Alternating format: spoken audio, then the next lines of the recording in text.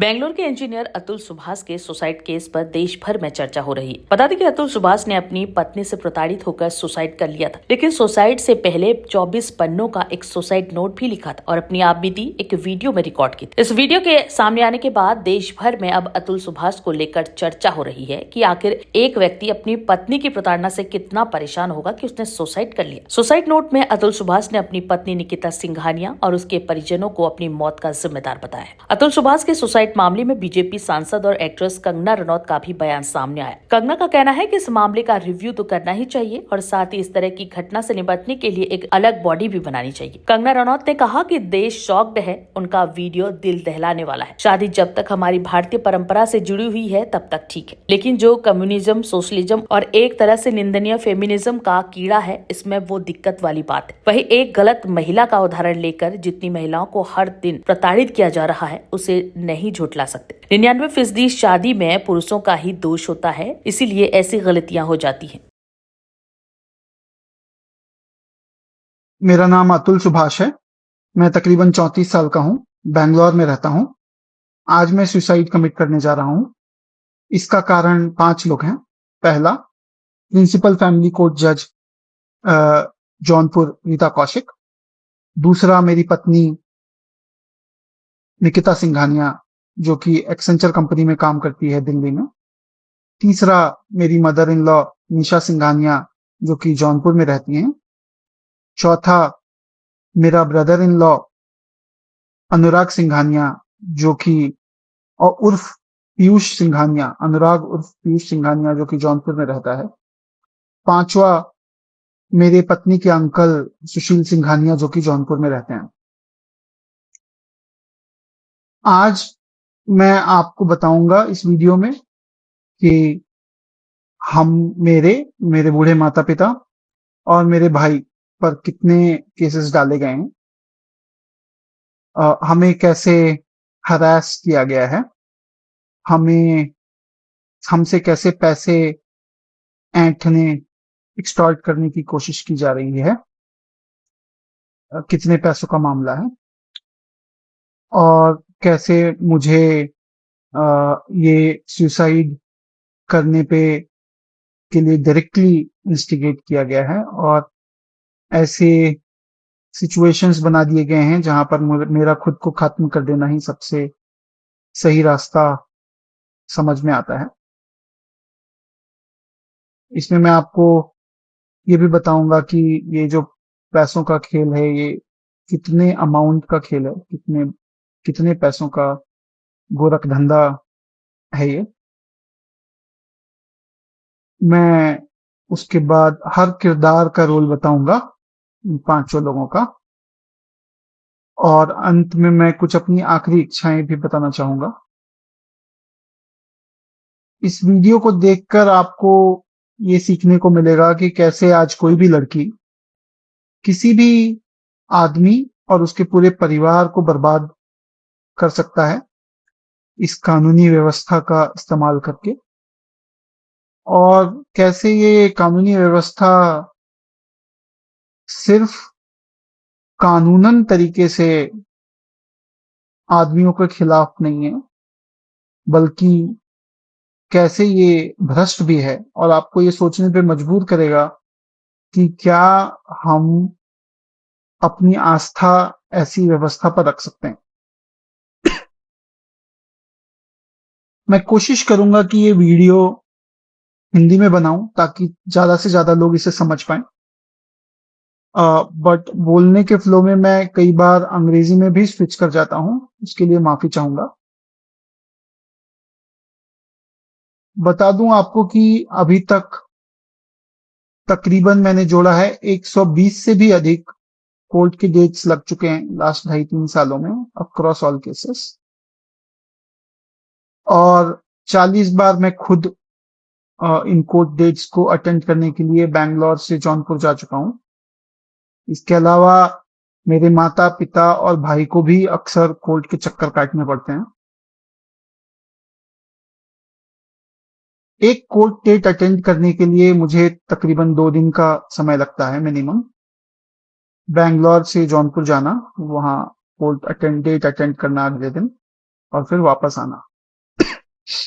मुझे साल में 23 छुट्टियां मिलती हैं, तो आप अंदाजा लगा सकते हैं कि क्या इन कोर्ट केसेस से लड़ पाना किसी के लिए भी पॉसिबल है या नहीं। ये बात जानकर आपको हैरानी नहीं होनी चाहिए कि अधिकतर डेट्स पर इन कोर्ट केसेस में कुछ भी नहीं होता। या तो जज एब्सेंट होती हैं, या लॉयर्स का हड़ताल होता है, या फिर कंडोलेंस होता है। कंडोलेंस का मतलब अगर उस पूरे इलाके में, पूरे जिले में कोई भी वकील, पुराना नया, कोई भी जज, अगर उसकी मृत्यु हो जाती है तो उस दिन कोर्ट में कोई काम नहीं होता। चौथा, अगर कोर्ट डेट में किसी भी तरह सब लोग मौजूद भी हैं तो जो सामने वाला वकील है वो अगले डेट की मांग कर सकता है और उसे बड़ी आसानी से ही अगला डेट दे दिया जाएगा।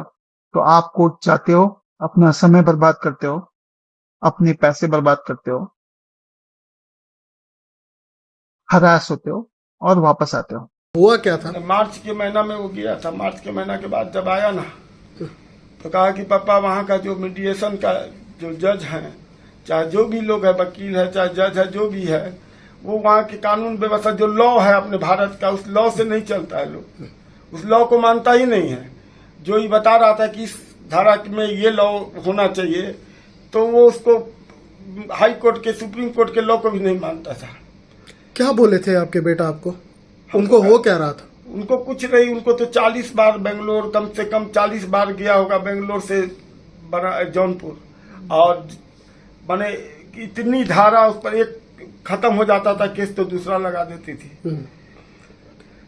इस बात के कारण जो है तो भीतर से फ्रस्ट्रेट था, लेकिन हम लोग को महसूस नहीं होने दिया कि क्या है नहीं है। एकाएक हम लोग को खबर गई है कि वो अपना पूरा मेल वगैरह हमारे छोटे लड़के को रात में किया है 1:30 बजे 2 बजे, हमारे पास 3 बजे उसका फोन आया है। उसके बाद हम लोग कैसे कैसे करके वहां से पटना आए हैं, एयरपोर्ट पटना से बेंगलोर पहुंचे 4 बजे शाम में। मतलब सर, आप जानते हैं कि उनके फैमिली कुछ जो अपने वाइफ के ऊपर और उनके फैमिली के ऊपर जो इल्जाम लगाए हैं, सच है वो सारे? एकदम 100% सच है, 100% सच है। उसमें एक आध इल्जाम छूट गया हो तो भले ही, लेकिन जितना इल्जाम वो को याद होगा उतना लगाया हो तो एकदम सही है। मतलब आपके बेटा हेरासमेंट, बहुत हेरासमेंट था उसके साथ। हमारी वाइफ 4 महीना रही है, इसको डायबिटीज नहीं थी। वहां के टेंशन को देख के वो देखती थी, वहां की जो स्थिति है उसको देख करके इसको डायबिटीज हो गई। मतलब आपके बेटे के अतुल के साथ रहती थी? हाँ, नहीं गई थी, उसको प्रेग्नेंट थी, तो हमारी वाइफ को हमने भेजा था। अकेले हम रहते थे वहाँ बिहार में, इसको भेजा था कि वहां पर मदद करना है बहू की। वहां का जो देखती थी ना, उसका जो आचार विचार, इसको देख करके थोड़ा सा इसको भी बहुत टेंशन होता था, लेकिन बोलती नहीं थी। हमारे लड़कों को अब कितना टेंशन होता होगा हम नहीं बता सकते। शौक में भी और शोक में भी है, क्योंकि एक बहुत ही नौजवान और उनका जो वीडियो है वो दिल दहला देने वाला है। तो डेफिनेटली शादी जो एक हमारे भारतीय परंपराओं से जब तक सीमित है, जब तक उससे बंधी हुई है भारतीय परंपराओं से, तब तक ठीक है। लेकिन ये जो, जैसा उन्होंने खुद कहा है, जो कम्युनिज्म का कीड़ा इसमें, सोशलिज्म का कीड़ा इसमें, एक तरह से जो निंदनीय फेमिनिज्म का जो पूरा साइड है उसका कीड़ा इसमें, और बाकी 3-4 चीजें अगर इसमें और एक धंधा लोग बना लेंगे उसको, करोड़ों रुपए की एक्सटॉर्शन उससे की जा रही थी, जो कि उसकी कैपेसिटी से भी बहुत बाहर थी। तो ये तो इसमें तो कोई कहने वाली ही बात नहीं है कि ये सब चीजें निंदनीय हैं, ऐसा नहीं होना चाहिए। युवाओं पर इस तरह का बोझ नहीं होना चाहिए। जो उनकी सैलरी है, जिससे उससे भी कहीं 3 गुना 4 गुना हर महीने वो प्रोवाइड करा रहे हैं, करोड़ों का उन पे जो है वो और मांग हुई जा रही है, तो वो प्रेशर में आके वो लड़के ने ऐसा किया। बट आई थिंक कि इस तरह के वो भी होने चाहिए और एक अलग बॉडी भी होनी चाहिए कि जो विक्टिम है उनको भी। बट हैविंग सेड दैट, एक गलत महिला का हम उदाहरण लेकर जितनी महिलाओं को हर दिन प्रताड़ित किया जा रहा है, हम उसे नहीं झुठला सकते और ये नहीं कह सकते। हमेशा 99% जो है मैरिजेस में पुरुषों का ही दोष होता है, इसीलिए ऐसी गलतियां भी हो जाती है। और हमेशा 99% जो है मैरिजेस में पुरुषों का ही दोष होता है, इसीलिए ऐसी गलतियां भी हो जाती है। मेरी बस डिमांड ये है कि मेरे भाई को जस्टिस मिलना चाहिए। मुझे और कोई सिस्टम से ये अपेक्षा है कि मेन के लिए भी कोई कानून आए। जो मेरे भाई के साथ हुआ वैसे बहुत सारे लोगों के साथ इस देश में हो रहा है, उस चीज़ को गवर्नमेंट ऑफ इंडिया समझे। एक मेन की लाइफ भी एक उतनी इम्पोर्टेंट है जितनी एक फीमेल की लाइफ है। मैं ये चाहता हूँ कि ऐसा ना हो जाए आगे आने वाले सिस्टम में कि लोग मेन को ऐसा डर लगने लगे कि मैं शादी कर रहा हूँ तो सही कर रहा हूँ या नहीं कर रहा हूँ। उसको ये डर ना मिले कि क्या मैं ऐसा तो नहीं है कि मैं सिर्फ एटीएम मशीन बन के रह जाऊँगा, जैसे सिर्फ और सिर्फ जो है वो पैसा ही देना है। मैं पुलिस के इन्वेस्टिगेशन को मैंने अभी जस्ट जैसे बताया कि अभी तक कोई अरेस्ट नहीं हुआ है। मैंने एक फ़ोटो आप लोगों के साथ शेयर किया है जिसमें मैंने बताया है कि कैसे एक महिला अगर सुसाइड करती है और without video without suicide note उसके एक्स बॉयफ्रेंड को इमीडिएटली अरेस्ट कर लिया जाता है। तो ये हमारे सिस्टम में फ्लॉज नहीं है तो क्या है, जेंडर बायसनेस नहीं है तो क्या है। एक मैन जो है वो सुसाइडल वीडियो, इतने मिनट का वीडियो बनाता है, इतने बड़ा सुसाइडल नोट बनाता है, अभी तक एक्शंस जो हैं वो नहीं हुए हैं पुलिस के द्वारा। अब आगे फर्दर कैसे प्रोसीड करना है वो हम लीगल एडवाइस लेके आगे बढ़ेंगे, आगे प्रोसीड करेंगे।